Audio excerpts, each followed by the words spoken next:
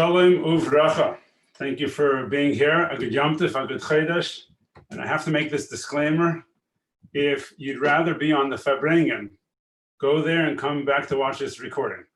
Because that's what I'd rather be as well. The reason why I chose to push through with this presentation today is Dafka, because the timeliness of it and the Maisa, for the Hatzlacha of the Maisa, the Maistais, this information is timely, and so that's why we're taking the time here to do this together. Let's work through this bit by bit. If you have any questions, go ahead and use the chat box. I'll make an effort to respond in a timely manner. So here goes. Welcome to the Raise More Money by December 31st webinar, hosted by Rothman Coaching LLC, L'Tovas, Your Hatzlacha, and in honor of the Shluchim. A little dedication and a moment of gratitude to Rabbi Mendel Duchman, and this, I believe, is listed in age order. Rabbi Yisrael Brod, Rabbi Eliyahu Shusterman, and Rabbi Elazar Green, my Shluchas fundraising mentors, who continue to teach me, inspire me, guide me, push me, and challenge me to learn and take what I learn and turn it into useful information for you and for that tzlacha of your Maisa. Let's take a second. It's not officially part of the program, but take a second and type into the chat box something good, a blessing that you're experiencing in your life right now. It could be anything and everything. Take a second and let's share a moment of gratitude together. Type it in, and I will read it out loud to set the tone for extra high positive energy, good health, Baruch Hashem. Good, keep it coming. Let's see if we can get at least 6 responses in the next 30 seconds. Inspiration from fellow Shluchim. Yes, beautiful. Happy wife, happy life. Fantastic. Minyan this morning. That's hope you had some of us in mind. Beautiful. Okay. Somebody said he's happy for you. It came out in a funny word, but I think he said he's happy for you. Let's get one more response. Something good going on. Bracha in your life that you can share publicly. Zoom Farbrengen, fantastic. So what happens to the energy in this room as we take a moment and put some gratitude into the chat box? What does that do? How does it change? What does it change?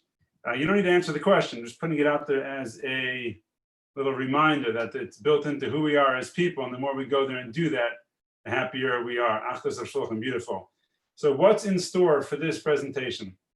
We're going to talk about how to get more money from your online campaign. We're going to talk about more money from your annual donors who already gave. We're going to talk about more money from lapsed donors, people that did not give this year.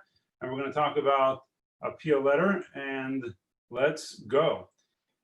Get more money out of your matching campaign. A little FYI, if you may, before we dive right in. I am what I consider to be a malakit. I learn from others, best practices. I try to take it and put it through the shlichus funnel.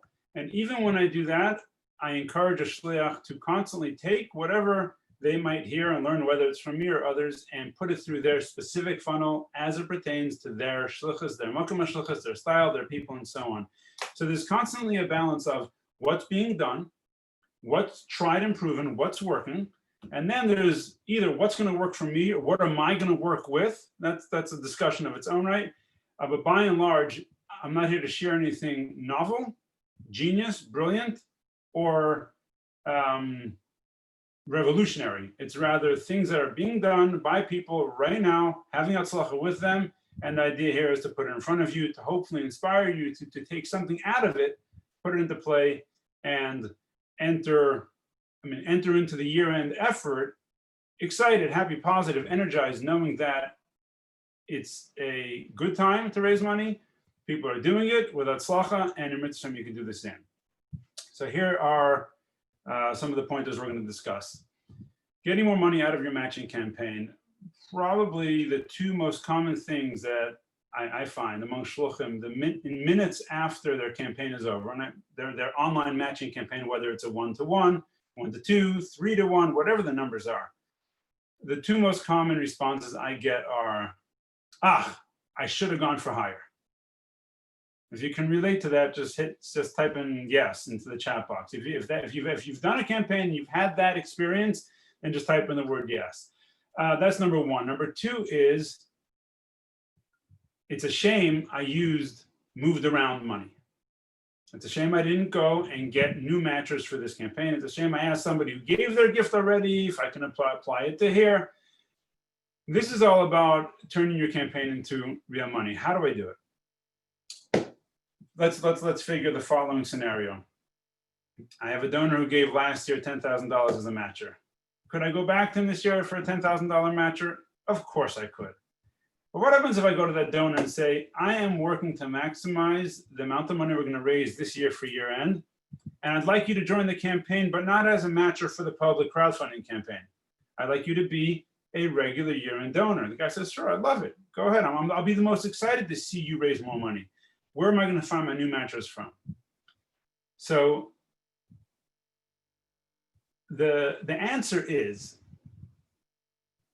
that most people I get to talk with will say, oh, of course there's money in my network. Of course this money is in my network, whether it's $20,000, whether it's 10, whether it's $200,000, or whether it's $3 million. It's really not relevant. I really hear from a shliach, I don't believe this money is in my network. So how do I find out if it's there? I do something called ask. I'm going to go to people who are lower tier donors who may have greater capacity. So if I have somebody, I'm going to use for the sake of this conversation, I'm going to talk about the $10,000 matcher.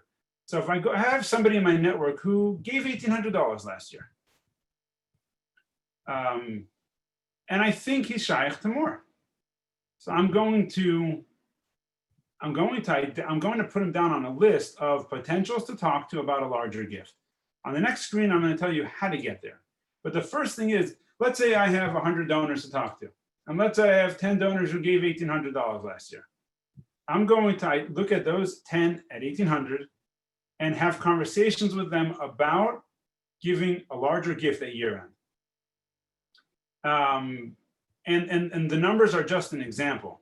If there's somebody who gave a lower amount and I think they have more capacity, I'm going to identify them as people who I'm going to approach. The good news is that it's a Ma'aseh Shebechol Yom. It's interesting. Every year, I think year-end efforts start earlier and earlier. So my head has been in year-end before Tishrei already this year with the number of shluchim, and it gets more intense as we get closer to December.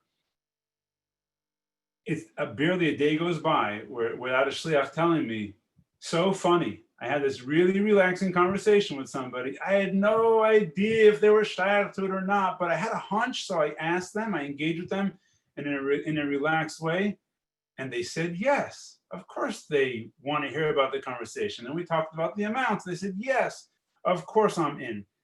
And like the chiddush is that they had a path to take to put a question out in front of the person responded well, and they're walking away with more bang, more money in their campaign.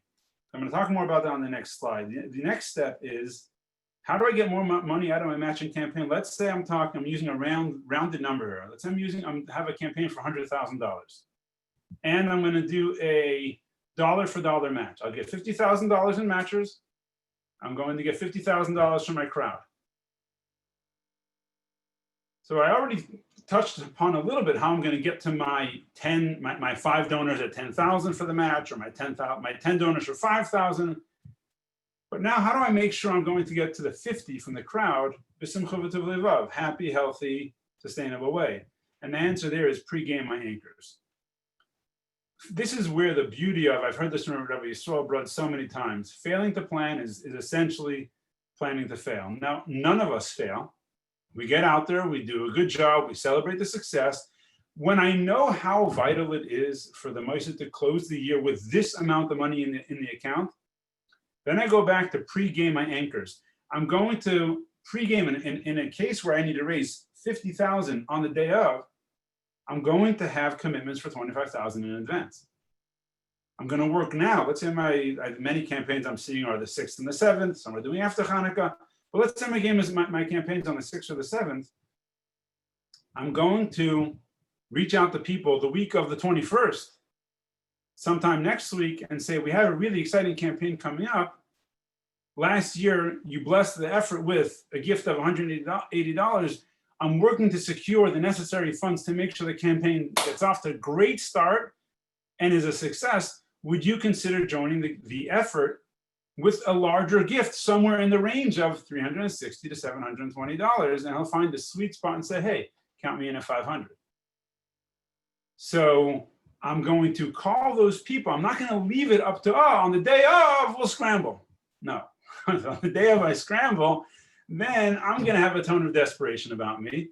The law of attraction is I'm going to attract people to the energy I'm putting out. If I'm putting out a desperate energy, then I'm going to create a desperate feeling. If I'm putting out this really fun, happy, relaxed, trusting, lovely energy, then people are gonna come on their own to get involved because they can't help not. There's an irresistible pull from the donors towards the shliach running the campaign because he's just having a good time with it. How do you know that?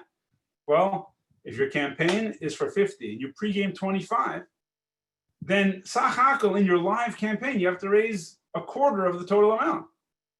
And again, in this example, that's a no-brainer to raise $25,000. Again, if the moised is that size, you can do it with a $20,000 campaign, with $1 million campaign. It doesn't make a difference. Just draw the equations and apply it to your moised. So pre-gaming is a very important step of saying, I'm going to demonstrate in advance to the Eibishter that I'm serious about this campaign. Because there's a certain koyach when I take my pen or my Google spreadsheet or whatever system I have, and I put down a name, Chaim Ber Ben Tadus, projected amount, $150. And I go to the next person and I project who are my anchors going to be. It opens up a channel of blessing from heaven where Hashem says, okay, this guy's serious. He's not winging it. He's serious. He's putting in the pre-game, the pre-campaign efforts to name, projected amount, and then the brachas start flowing on a greater level because what I'm doing is showing up and saying, I'm serious about this. I'm going to put in the effort to demonstrate that I'm serious. Let's move on to the next slide. And I may have jumbled the order here a little bit, just work with me. So we talked a little bit about this. Project your numbers for the live campaign. I pre-gamed 25,000 in my mashal. Now I have to pick up 25,000 for the day of. A week, at least a week in advance of the campaign, I want to have a spreadsheet that has listed all the people I'm going to reach out to by social media, by email, by phone, by text, by my team leaders. We'll talk about that in a second. I want to get all this information onto the spreadsheet so I can say,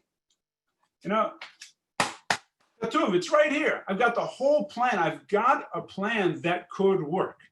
These are the people. It's not guesswork. Now, interestingly, I find, delightfully so, that when shluchim do this process, two things happen. Can you guess what they are? What are the two delightful things, surprisingly delightful things that happen when you get your matchers out of your head and onto paper, your anchors out of your head and onto paper, and your day of? What changes about your campaign when you put those steps into play? It's not really a test. I'm just throwing it out to see what kind of response we get. Somebody plug something into the chat box. Okay, so I see one shliach writes calm and relaxed, which is super. By the way, what's the dollar amount? What's the value on going into the campaign calm and relaxed? Is there a dollar? Can we put a dollar value on that? But I'm gonna take it a step deeper. Just think big. Think brain expansion for a second.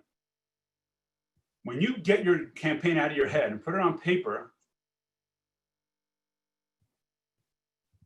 the number of the campaign goes up. Because when I see, here is my project. I need to raise 50,000 in matchers. I have 5 guys who I think I can ask for 10. I have 10 guys who I think I can ask for 5. Okay, well, do the math on that one. That's already 100,000.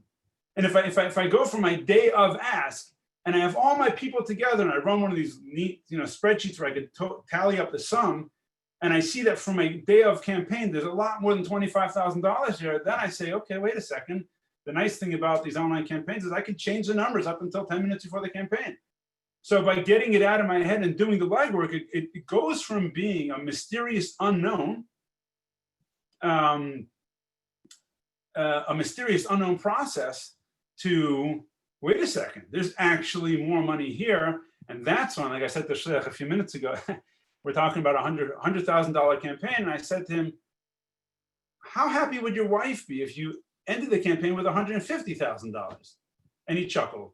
And it was a little awareness question because, how will the Mossad benefit? And if there is a benefit and I could somehow identify that benefit, then that may create a little drive to go ahead and do the legwork. And right now, we're not even talking about finding new donors. We're talking about taking what I know already, getting it out of my head, putting it into plan, and seeing what it could actually do. Team leaders is an important piece. Some of the platforms have this built in. Let's go back to the $50,000 campaign. I'm pre-gaming $100,000, 50 in matchers, 25 in anchors. Now I have to raise 25,000. Is it possible that I have 10 people in my community who would reach out to friends of theirs on the day of the campaign to the tune of $2,000 each? If I'm a friendship circle, do I have parents who would reach out to their families and friends with an effort to raise $2,000 each? If I'm Chabad on campus, do I have parents who would reach out to their family and friends and aunts and uncles and brothers and sisters and private family foundations that I can't get to the tune of $2,000 each? If yes, then my $25,000 I need to raise on the day of, I right now have 20,000 in the can. And I'm not spending time doing it. What's my time reserved for on the campaign? I'm busy. Hey, thanks for the gift. Hey, thanks for the gift. Hey, thanks for the gift. I'm busy responding to what other people are doing. They're bringing the money in, and I am the glorified rabbi, because rabbis are not supposed to be doing this work. Caution. Let me backtrack there. Of course, you're making phone calls, but when there's an amcha that others will gladly go out and be mekarev and give them a chance to give tzedakah, then you're sharing what the Rambam says. What's the lashon we just had it last week? Kakechavim. Slipping me. Anyway, the Rambam talks about how the schus you have of helping others give tzedakah, you're sharing that with others. They're bringing people into the campaign, and you're busy thanking people, along with making the calls that only you can make. Which is the third bullet here, thanking live time. I was talking to Shliach who ran a campaign a couple months back. He mamish spent the time thanking as the gifts came in. 2 months later, he's still getting thank yous from the community for the thank yous he gave them. Which is, they were so shocked and stunned. Thank you. And it's interesting. So the Rambam starts that chapter saying, Hakoife, if you force the people to give tzedakah, then you're considered matzdikei ravim. You bring merit to many people. Kakechavim, you shine eternally like the stars. In the Rambam La'am, in the footnote, it says, how much more so if you don't have to force them, if they give willingly. So we're talking Baruch Hashem here about people who want to help out. Let's go and channel their ability to do that. Going back to thanking in live time for a second. When somebody gives a gift, the last thing they think about is that you're paying attention to their gift. Not today, not tomorrow, not in 3 weeks from now. So just think of the shock, the positive shock, the happiness, the joy they experience when they get a phone call. Hi, it's Rabbi. I just saw a beautiful gift coming on the campaign. Thank you for doing this for the community. Like, whoa, wow, that's so cool. And now they're feeling energy. And they might say, Rabbi, anything else I can do? To which I say, yeah, say l'chaim. It's a Shchedesh Kislev. What do you mean? Go put tefillin on with the yid. Tell me what you're offering. But the answer also might be, if you have somebody, if you have a family member or a friend who would love to experience what you're experiencing right now, maybe share the opportunity. So my language is not, go get more money from me. My language is, you're so excited because you feel great, because that's the way the Eibusha designed us. It feels good to give. Have you ever given tzedakah and felt good by doing that? If yes, just say yes. Do you know firsthand that remarkable feeling of deeply rooted satisfaction and closeness to the one above and to the Rebbe and to everything holy when you give tzedakah? So the person says, Rabbi, is there something else I can do? What they're saying is, I'm feeling the love. How do I respond to love? By giving more love. So yeah, do you know anybody else that would really appreciate the experience you just had? That, I got a couple of friends I could reach out to. This is fantastic. So that's where we go with that. So right there, this is not a get rich quick scheme. It's a follow the steps, take the good program either you did in the past or the good plan you have in place this year for the first time, add some strategy to it, and Eretz Hashem is going to bring in additional funds and quite possibly large numbers. Let's move on to the next piece. Annual donors who are thrilled to give again. There's a challenge. I'm going to challenge a thought that I hear often. If it's not you, great. If it is you, I hope it helps. How could I take money from this guy again at year end? He gave his annual gift already. And if I take money now, how could I ask for money in January? Because I'm a chazer, I keep taking his money. It's not right. If you could relate, say yes or not. You know, either identify or don't. If you can't relate, you can eavesdrop. If you could relate, this is for you. So a couple things we want to know. In America, people give money to charity in December. Period. People who give money all year give money again in December. In America, people who give in December consider December 31st the end of this year's giving and January 1st the beginning of next year's giving. So these people are writing checks today. That's what they're doing. And when you show up, you're giving them an opportunity to put one of those checks into the Rebbe's Moshe. What kind of godly gift are you giving them when you do that? The message is not, you owe me more money. That's not the message. The message is, I've created, Baruch Hashem, I've been guided to create a really sweet relationship with money and giving and donors in my Moshe. And I know how good you feel when you give, because I know how good I feel when I give. At year end, you're giving anyway. So would you like to hear about Chabad's year-end campaign? I was working with a shliach a couple of years back, and there was a particular donor. He had to raise, I think his goal for year-end was around the 300,000 marker. We mapped it out. We were able to come across 400,000. We got to the 350 marker, and then he decided he wasn't going to push any farther. But there was a particular donor who had already given 2 checks, more than $5,000 each. So the shliach said to me, I can't go back to this guy. Look how much he gave already. I said, did he ask you to decide for him that you can't go back? Well, any question you ask like a mensch is a good question. So he went and he approached the fellow, and this is what he said. I have the lashon typed out on the bottom of it. Some of our donors are joining at year end above and beyond the kind and generous gift from earlier this year. Would you welcome a conversation? And the guy said, absolutely. Go back to the second bullet, make it safe. When I am not putting myself in jeopardy by asking, I feel safe. When I'm not putting you in jeopardy by asking, I make you feel safe. When I have no expectation. There's zero entitlement. You don't owe me a dime. I trust in God that I have everything I need. I'll have everything I need. Part of what I need is to give you the schus to give tzedakah. Matzdiki harabim. It's the Rambam's lashon. It's not Schnarer who schleps more money from people who don't. Doesn't say that in the Rambam. The best thing you can do, go back to what the Alter Rebbe talks about in Tanya. You're going to give, by helping this year give tzedakah today, you're going to give him the one and only key that's going to unleash bucket loads of bracha that tzedakah unleashes. So what do I need for year end? I don't need anything. I need to give you the key to your treasure. You used that key earlier this year. That's great. That's great. I love you. That's phenomenal. And there's more bracha for you, because we just learned it recently as well, that tzedakah is an inyan of a continuous giving. I think last week's Tanya. It has to be, we don't do once and we're pater. So when I come at it from a place of, I am grateful, I am thankful, I am blessed, I'm happy to be here, I'm thinking about toivascha, not tzrachai, not what I need, I'm thinking about what I can do for you. So I come at it from a really relaxed place. And when the phone call sounds something like this, hi, John, how you doing? You got a minute? Yeah. Great. Can I ask you a support-related question? Easy off. Can I ask you support? I identify right up front. There's no bait and switch. There's no trickiness. There's not like, can I put my arm on your shoulder and steal your wallet while you're not paying attention? There's none of that. It's, can I ask you a support-related question? He says, sure, Rabbi, go ahead. And then I just very relaxed say, some of our donors are joining at year end, above and beyond the very generous gifts from earlier this year. Would you welcome a conversation? And if he says no, I'm actually very good with what I gave. I say to him, I am so glad we're talking.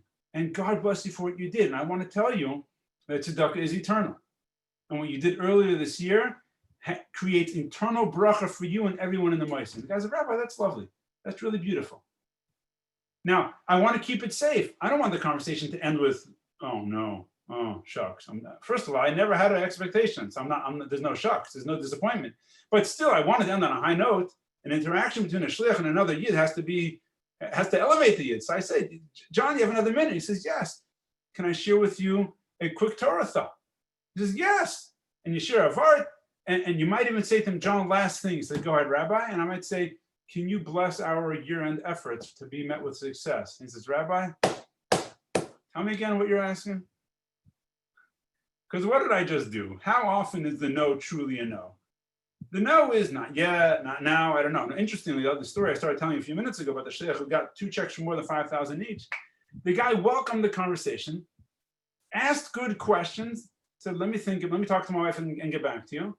Came back a week later and said, we thought about it, and we're very good with the 2 gifts we gave earlier this year. We're going to allocate our year-end giving elsewhere, and I'm so glad you came and asked me, because it's important for me to know what you're doing and what you need. So I ask you, harm done?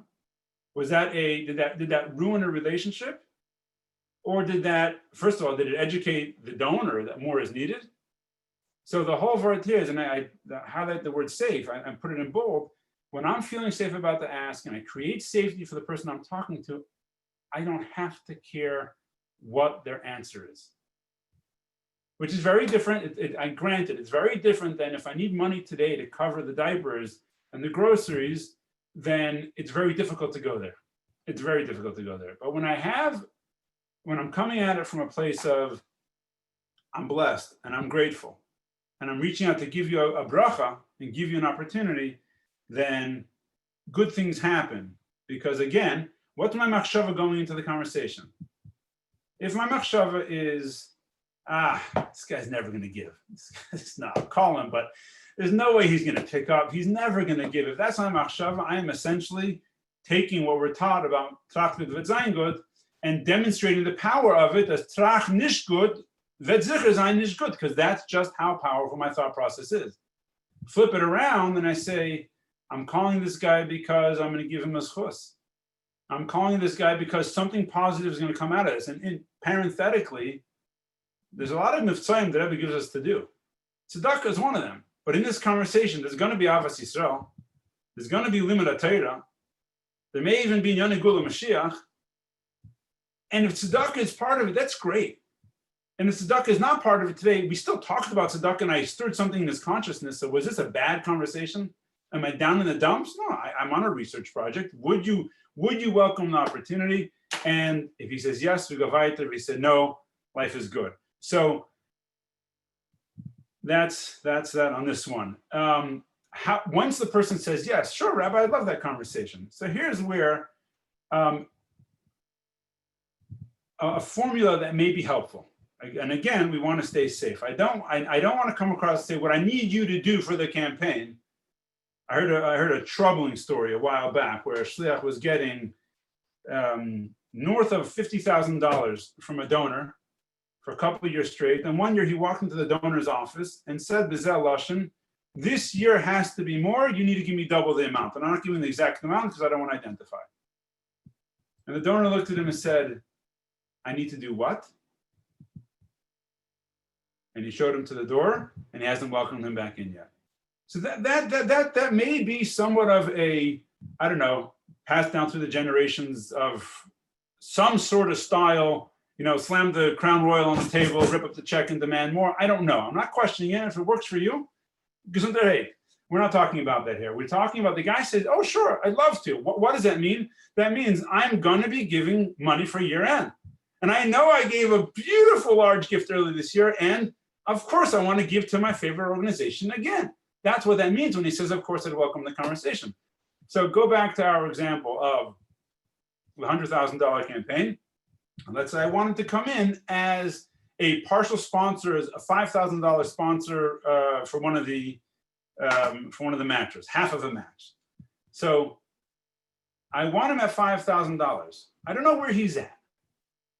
I want to create a ask that's so relaxed, no pressure, but gives him an idea that I'll be happy with something on the lower end, but I'm not afraid. I'm not shy about talking about something on the much larger end, and let him find his sweet spot. So let's say I know this guy is good for, I know he's good for $5,000. I know that because that's what his previous gift was. And I know from what I know about his capacity, it's not a big ask for him. So I'll say, we're working on locking in place 10 matchers at $5,000 a piece. Would you join with a gift in the range of, and I drop it a little bit lower, $3,500 to $12,000. What's the svara here? I want to throw out a number that's a little bit lower than what he's done in the past, so that what registers in his brain is, oh, for sure I could do that. Or even, no, I could do better than that.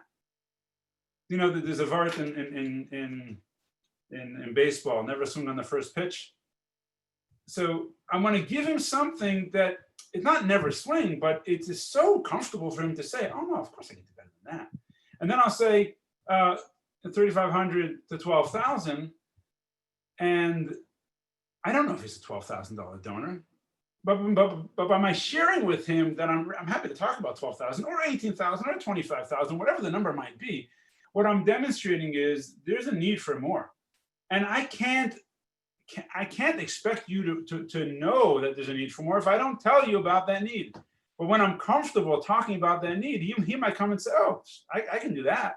Or better yet, I can do more than that. Because if I just say, can you join as a matcher for $5,000?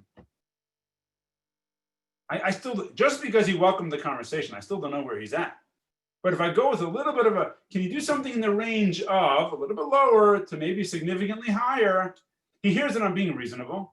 I'm not coming at him with a massive, the unspoken message of, and if you don't say yes to this, it's going to be really, really difficult for me to, figure out this campaign. There's no trace of that. I'm just coming at it easy. And you can play with this with numbers that work for you. Let's move on to lapsed donors. So almost identical process. Who gave in 2018 and 2019 and didn't give this year? Come up with that list. If they gave anything significant, I'll say, this chilukei what significant means, but in theory, 180 and up. For the sake of this conversation, probably 360 to 500 and up. If they gave any of that kind of money, just call them. John, how's it going? John, Yankel, how's it going? So good to hear from you. I'm calling for two reasons. One is to catch up. It's been the longest time. The other reason for my call is to let you know that some of our past donors, who we so appreciate, I don't have it typed out over here, but of course, that's the connotation. Some of our past donors are joining us at year-end 2020. Would you welcome a conversation about getting involved? And if for some reason he's feeling the light today and he's feeling the energy, he says, Rabbi, it's a good day. As a matter of fact, I was thinking of calling you. I'm so glad you called me. Interestingly, I sent out a message on Sunday evening about the campaign for the building, Leila Nishmas Benny Wolf. 3 shluchim responded. 2 responses were, thank you for bringing the opportunity to me so I could participate. Those are there's 2 responses. I don't know if you know shluchim. Some of them could be a little, I don't know, sometimes, lovely. But sometimes it could come across a little bit in sharp racist. And I had no idea. I don't promote these things. I don't sense. Benny's a close friend, so I figured let's test the waters. But our own brothers, what did they say? Thank you for the opportunity. And then a third shliach said to me, why can't I find the information about of how much it would cost to put my name up on a wall over there? It's like, wow. That's a cool question. Of all things, if the blast went out, the 600 shluchim, those are 3 pretty cool responses. My point in sharing it is people who care, people who are kind, people who are happy, people who love you and admire you and want to be part of what you're doing. Just because they haven't given doesn't mean anything's changed as far as the joy that they'll experience by giving. So again, I come back to them in a safe way, and there's going to be people who will say yes. All of them, maybe not. If they say no, we already talked about that. We turn it into brachas, we thank them for what they did, talk about the eternal aspect of it. It's going to be a wonderful conversation. We wish them a happy Hanukkah. It's all good. If they say yes, then we shift into, would you, what we have to know on our own. Are they in the matcha category? It's at that capacity. Are they an anchor? Are they the day of? Or are they not even involved in my online campaign? Are they just year-end donors? And I talked to them about that need. The main point here is the Eibusher Fear Development, like I heard from Shei's Tab on many occasions, there are two things I need to know. Number one, that there's a God. Number two, it ain't me. And when I know that, I am so relaxed all day and every day, because failure is not an option, is not a strategy. It's a fact of life. The Eibusher puts me and you here to be Matzliach. The Rebbe handpicks me and you to put us in our places, to shine his light through us to the people in our community. Ubemela, failure is not an option. It's impossible for me to fail. It may work with this person, it may work with that person, but the idea of failure, it's not even something that we consider. If I don't ask the question, if I don't put the opportunity in front of people, so okay, I'll deal with that reality. But when I am putting the opportunity in front of them, I'm going to have great conversations. I got off a meeting with a shliach just an hour and 5 minutes ago, and he said to me, Shmuley, it's hard for me to make these calls, but the funny thing is, every one of the calls I've made so far are so delightful. And it's even the people who can't give, they're so happy to hear from me. It's such a nice conversation. I feel good, they feel good. I still have to rev myself up to make the call, but I can look back at what I've been doing the past 3 weeks and say, nobody threw the tomato salad at me. Nobody yelled at me. Nobody cut their check. It's been lovely. And let's go there. Coming to the top of the presentation, let's try and wrap this up. Year-end appeal letter. I've heard lots of common questions about year-end appeal letters. I'll say it very bekitzer, and I'm quoting Rabbi Elazar Green. Appeal letters are not designed for the money you're going to get back in the letter right now. It's a fishing expedition. I put out a letter written by a mumcha that has a wild track record, like I heard from a shliach 2-3 days ago. I said, the only way I can measure Elazar Green's letter from Tishrei is by the amount of checks that came back, and it was a wild return. So that's very cool. That Elazar has gone to the depths of learning how to do these things. We don't have to. But the nekuda is, let's say I send out 400 letters. And let's say I get back 20 letters, which is a pretty high response rate. In those 20 letters, let's say I'm asking, my average ask in the appeal letter is $180. Anybody who responds with $180 is telling me, Rabbi, I admire you, I respect you, I believe in this. And I'm happy to invest in it. In other words, come bring me closer to the cause. Anybody who responds with more than that amount of money, because there's a whole reply card, I'm asking you for 180 in the letter, but I'm giving you an opportunity to join at 360, 540. Anybody who's joined, who returns that envelope with a higher check, they're saying, woohoo, woohoo, come on. You don't know me, but I know you. And it's not, and therefore I show up and ask them for more money.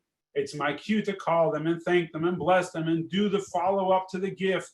Ask them why they give. All the beautiful steps that Rabbi Green teaches us so beautifully.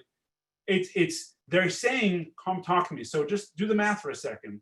If you send out an appeal letter, Tishrei, year end, and Pesach, and each letter brings you 4 new donors, and you onboard 12 new significant donors a year just by sending out a mailer, you tell me if that's a good idea. So hhletter.com, that's Elazar Green's site for the year-end letter, which he has available. I think he's doing a webinar on it now or soon. Whatever the case is, if you want it, go get it. He did the work for you. And I don't work for Elazar. He's a mentor of mine. And the best advice I can give you is go take something that was custom designed by the cream of the crop, having you in mind, and knowing, here's the kicker, knowing how your donors are going to view the letter, because how I view the letter has that much value.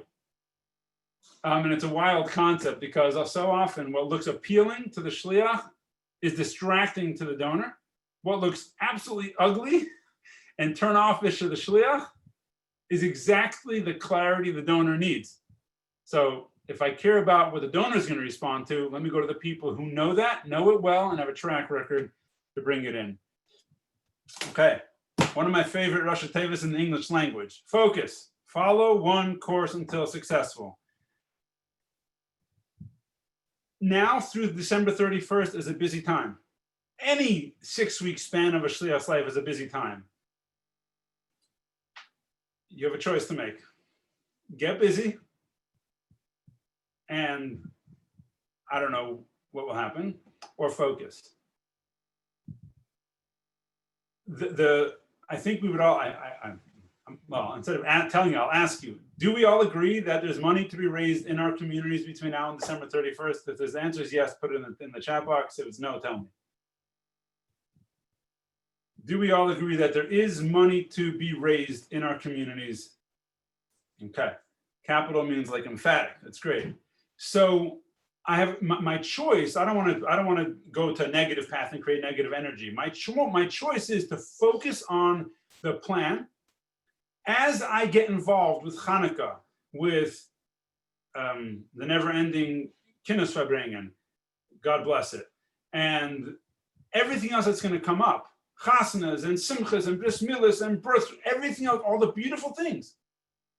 Hey Tavis is even before December 31st this year. As I'm taking care of all my responsibilities with all the other inyanim, I can make a conscious decision, figure out my plan, focus on it, and follow through with it, so that I get to the mile markers, I get to the goals, I get to the Pel Mamish, and if I'm not doing it yet, once a week, once every 3-4 days, I can pshute mamish, write a letter to the Rebbe. These are my tzedakah related activities of the past 3-4 days or of the past week.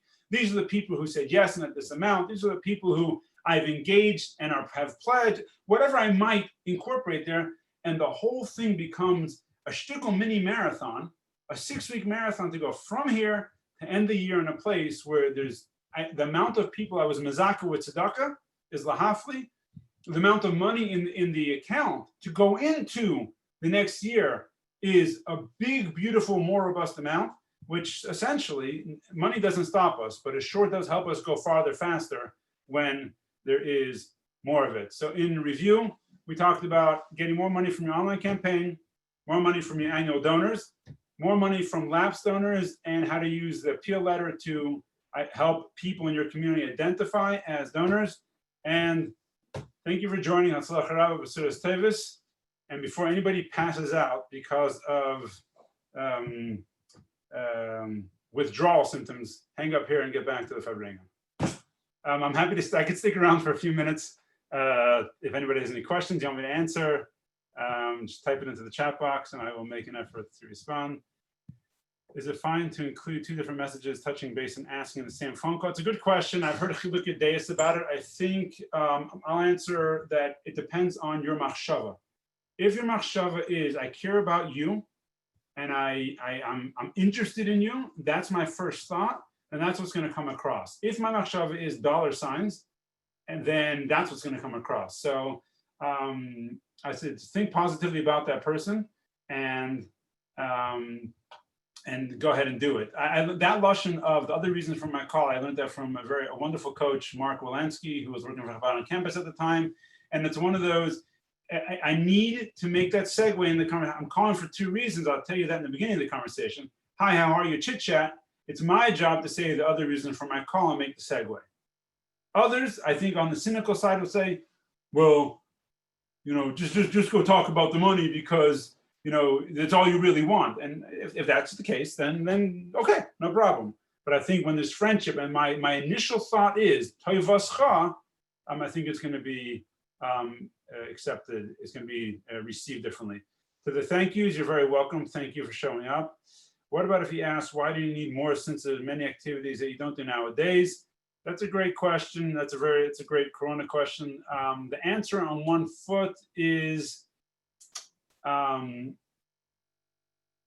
first of all, I don't know if I can answer on one foot, but we have to go back to him and say, thank you so much for asking. Tell me a little bit more what you're asking. Because just because somebody asks a question that sounds, first, okay, let me pause. 99% of the people, I find that 99% of the people that ask that question about what if somebody says that, it's noise in their own head. Donors aren't asking that question. So if it's noise in your head, shake it up, say l'chaim, learn some Rambam, make a kula, and get your head clean.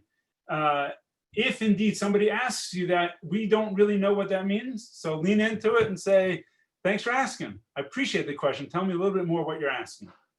Because most of the time, the donor is going to say, oh, you mean Chabad is still active? Oh, you mean you're not like all those other non-for-profits that are folding at a gefährliche rate? Unbelievable. Tell me what else I can do to help you out. So it's all going to, donors, it's kamayim upon him. Donors are going to follow your energy. On a very basic level, so some donors want to see numbers and details, some don't. The guys that want to see numbers and details, and he says, Rabbi, tell me what it's needed for. And I say, well, tell me a little more. But I don't understand. If you slash so many items, then why do you need more money? At which point I would say to them, would you like to have a conversation about the broader picture about Chabad's finances? I'd be very happy to set a time and discuss it with you. At that point, if he's just asking out of curiosity, oh, no, Rabbi, no, not necessary. If he's the spreadsheets, technical number lover type of guy, you might say, yeah, for sure, of course I would welcome that. But I'm going to end with this one little story. Two stories. This story and then Ma'aseh Rav I heard yesterday. Mark Pittman, who's a coach for, I guess, a lot of shluchim these days, he tells a story how he once went into a very difficult solicitation. The guy was a tough cookie. And the guy, he was working for, I don't know if he was raising for a hospital at the time, whatever it was. He goes into the guy asks him a very difficult to answer question. So Mark, he says to the guy, if I could answer the question to your satisfaction, will you give the gift? The guy was like, yeah. And Mark did not have an answer. So he said, and if I can't answer to your satisfaction, will you still give the gift? And the guy started laughing. He said, Mark, I know why they sent you. You are good, and I know why they sent you to me. In other words, I need to know that questions are questions. Questions don't mean that if you don't give me the exact answer right now, the way I love it, this is done. That's not what questions mean. Questions could be whatever, so we want to learn more about it. The two stories from the Rebbe, and then we'll wrap this to close. I want to honor my 1 o'clock meeting. I heard this yesterday, where an English person was interacting with the Rebbe. And the Rebbe said to him, do you speak Yiddish? And he answered, Rebbe, I'm afraid not. And the Rebbe's reply was, and I'm quoting the way I heard it yesterday on probably 6:30 a.m., whichever chelik of the Farbrengen it was. The Rebbe said to him, if you're afraid, do something about it. And my brain fireworks went off.